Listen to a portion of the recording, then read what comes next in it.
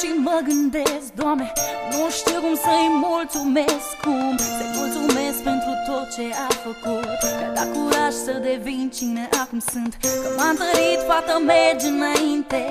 O să ai parte și de fapte, nu doar de cuvinte. Orice ar fi, voi fi aici mereu. Știi bine, te poți baza, ai sprijinul meu. Mi-ai dat, Doamne, tot ce mai frumos nu se putea. Mi-ai dat speranța să o trăiesc și o trăiesc prin ea. Te-am fost alături zile bune și nopți grele, când plângeam din despărțiri sau bârferele. De mici copii ea mereu mă apăra. Acum că-i mare e ca și mama mea.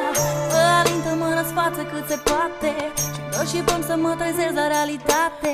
Cazi, te ridici, tot ce zici e răbdare. Te distrugi, vrei să fugi și te doare.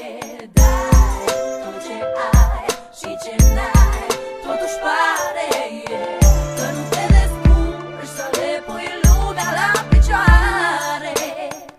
Acum văd a venit și rândul meu să am grijă de ea așa cum m-a făcut ea mereu. Și nu pot, Doamne, mâinile-mi sunt legate. Nu pot să fac să o trezesc la realitate. Să pot să spun că viața nu e nedreaptă, să uite tot ce-a fost, că-i fată deșteaptă, că merită tot ce e mai bun. Trecutul e trecut, viitorul contează acum. Dacă aș putea, i-aș da parte din mine. Vreau să o văd îmbindulând de fericire. Să spun, hai că putem să o luăm de la capăt, să dăm peste amintiri așa doar întreagă. Că astăzi ca să te ridici, mâine trece.